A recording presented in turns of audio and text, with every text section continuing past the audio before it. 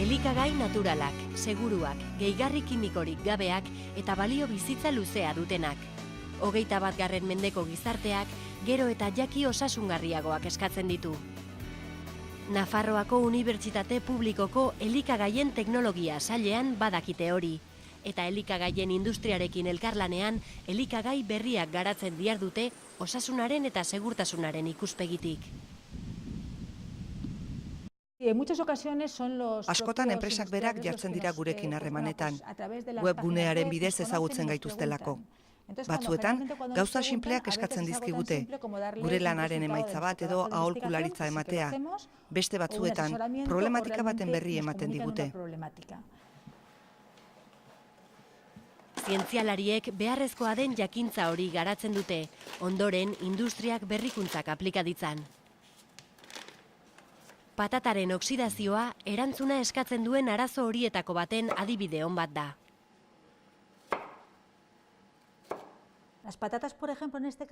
Patatarekin gertatzen dena da belztu egiten dela. Iluntze hori ekiditeko zerbait jarri behar diogu. Badira sufrean oinarritutako produktuak, baina kaltegarriak dira. Kaltegarria ez den produktu kimiko bat erabiltzen hasi ginen, baina sintesi kimikotik zetorrenez hori ere saihestu nahi genuen. Orain, espeziak erabiltzen hasi gara, hala nola kanela.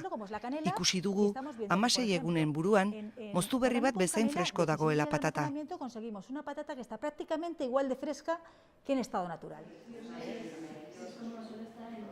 Patata moztu berriak tratamendurik gabe gordetakoekin, tratamendu kimikoarekin gordetakoekin eta kanelarekin tratatutakoekin alderatzen dituzte zientzialariek. Tresna honekin pataten egitura neurtzen dute, tratamendu bakoitzarekin zenbat bigundu den ikusteko. Beste honekin berriz, kolorea neurtzen dute, zenbateraino belztu den jakiteko. Kanela erabiliz, emaitza honenak ematen zituen produktu kimikoarekin tratatutako pataten ezaugarri berdinak izatea lortu dugu. Patatek ez dute usainik eta dastatze fasea falta zaigu, zaporerik ere ez dutela baieztatzeko. Gehigarri kimikorik erabili gabe elikagaien segurtasuna ziurtatzea ere bada beste lantalde honen helburua. Nekazaritza ingeniarien eskolako laborategi honetan, haragi gordina urtetan mikroorganismorik gabe eta hotzaren beharrik gabe mantentzea dute helburu. Haragiaren kasuan, arazo nagusia bakterioek eragindako degradazioa da. Ozonoak deuseztatu egiten ditu bakterio horiek edo behintzat gizakiak kontsumitzeko moduko mailetara gutxitzen ditu. Hozkailu honen barruan altzairu erdoilgaitzezko erretilu batzuk ditugu. Hori garrantzitsua da, ozonoa oksidatzaile indartsu bat baita. Hemen xerra batzuk jartzen ditugu. Eta hemen ozono sorgailu bat eta analizatzaile bat ditugu. Une oro ozono konzentrazioa neurtzeko. Denbora, temperatura eta hezetasun erlatiboa ere kontrolatzen ditugu. Oxigenoari argi ultramorea edo deskarga elektrikoak aplikatuz lortzen da ozonoa. Bere abantaila nabarmenena da ez duela haragian hondakin ikusten, berriro oxigenoan deskonposatzen baita. Hori ez litzateke haragiarentzat nahikoa izango. Haragiak duen urak hondatu egiten du produktua, eta ez dio denboran irauten uzten. Horregatik liofilizagailura jo behar dugu ura kentzeko. Izoztuta dagoen ura zuzenean gas egoerara pasatzen du liofilizagailuak. Ura kenduz mikroorganismoak berriro haztea ekiditen da. Oilasko bularrak ozonoarekin tratatu eta liofilizatu ondoren eraldatutako atmosferan ontziratzen dira. Eraldatutako atmosferekin lan egiten dugu. Berezitasuna da hemen ere ozonoa erabiltzen dugula, baina benetan interesatzen zaidana gasen konposizioa da. Produktuaren egitura ere hobetu dezakegula ikusi dugu. Orain, ontziratze kondizioen hobekuntzan ari gara lanean, babes perfektua lortzeko. Hala, planteatzen ditugun langetako bat hautsiko balitz, besteek babestuko lukete produktua, eta denboran zehar mantenduko. Liofilizatutako oilasko honek ez du ohiko oilasko bularraren ordezko izan nahi, baina gixatu, erregosi edo saltxetan kontsumitzeko balio du. Kanpaina militarretarako, hondamendietarako edo alpinistentzako baliagarria izan daiteke, oso leku gutxi hartzen baitu eta ez baitu hotzaren beharrik. Saileko beste ikerketa honetako lehengaia ere bada oilaskoa. Mikrobioen garapena galarazteko estaldura jangarriak egiten ari dira. Biopolimeroetan oinarritutako mintzmeak dira, hala nola esnearen gazuratik isolatutako proteina, zelulosa edo almidoia. Lantzen ari garen aplikazioetako bat haragikien gainekoa da. Mikrobioen garapenak balio bizitza txikitzen die eta horrek eragin handia du enpresengan. Esnearen gazuretik isolatutako proteina erabili dugu mintzak sortzeko. Disolba ezina da eta oilaskoaren gainean aplikatzerakoan ez da begi hutsez igartzen. Bularra hau mintzarekin estalita dago eta beste hau berriz ez. Estaldura jangarriari esker, oilaskoaren balio bizitza 5 egunetik 13 luzatzea lortu dute. Kanelarekin tratatutako patatei bezala, oilaskoari ere zentzumen bidezko analisia egingo diote, estaldurak haragiaren zaporea edo egitura aldatu ez duela ziurtatzeko. Baina mintz jangarri hauen aukerak ez dira haragikietara mugatzen. Beste ikerketa lerro honetan, haziak, fruitu lehorrak eta horrelakoak estaltzen ditugu. Alkatxofa hazien adibide bat prestatu dugu hemen. Hau estaligabeko hazia da, eta hau kitosanoarekin estalitakoa. Kitosanoak propietate antifungikoak ditu, eta horrek mesede egiten dio hazien ernamuintzeari eta biltegiratzeari.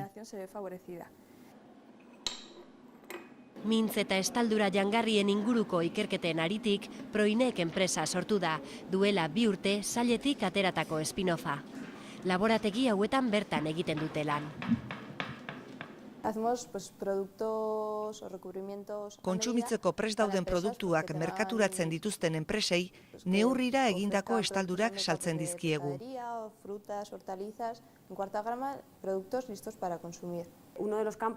Zenbait arlotan egiten dugu lan, besteak beste, gutxi tratatutako fruta eta barazkiekin. Zurituta, zatituta eta kontsumitzeko prest dauden fruta eta barazkientzako estaldurak egiten ditugu, ez belzteko eta onddo edo bakteriorik ez garatzeko. Hala, produktuaren ezaugarriak mantentzen ditugu eta balio bizitza luzatu. Hona hemen adibide bat. Sagarronek estaldura bat du. Estaldurarik ez duen beste sagarrau, zenbait egunez gordeta egon eta gero belztu eginda. Estaldura duen sagarrak berriz itxura ederragoa du, osasungarriagoa. Fruitu lehorrentzako estaldurekin ere egiten dute lan. Horien ezaugarri organoleptikoak mantentzea eta jogurrekin edo gozogintzako produktuekin nahastean kurruskari mantentzea dute helburu.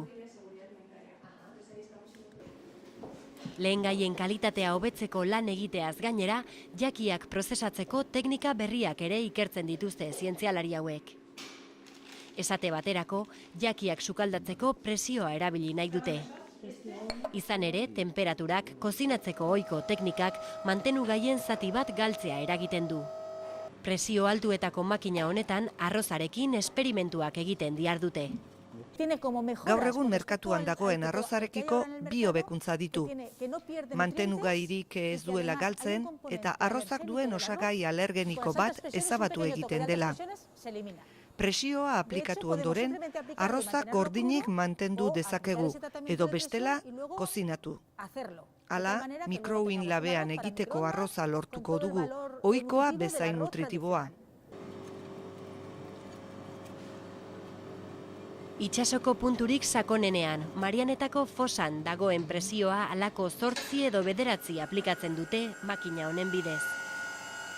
Jakiak presioarekin tratatzearen abantaila nagusia da homogeneoki transmititzen dela eta ez geruzaz geruza temperaturarekin gertatzen den bezala.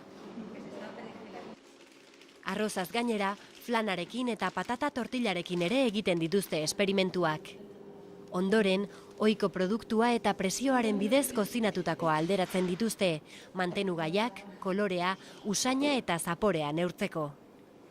Todo trabajo de investigación que hacemos tenemos Oso argi dugu egiten dugun ikerketa oro amaitzeko zentzumen bidezko analisia egin behar dugula. Baloratzen ez diren hobekuntzak egiteak eluke zentzurik izango. Egiten duguna dastatzeko prest dagoen jendea dugu. Dastatze gelara etortzen dira eta produktuak baloratzen dituzte. Askotan, hobetzen jarraitu behar dugun gauzez ohartzen gara, eta horrek ikerketa lerro berri bati hasiera ematen dio. Baina dastatzaileei aurkeztu aurretik guk geuk izan behar dugu gure akuri. Lehendabizi produktuak gure iragazkia pasa behar du, eta ondoren kontsumitzaileen balorazioa jaso. Evaluación general de los consumidores.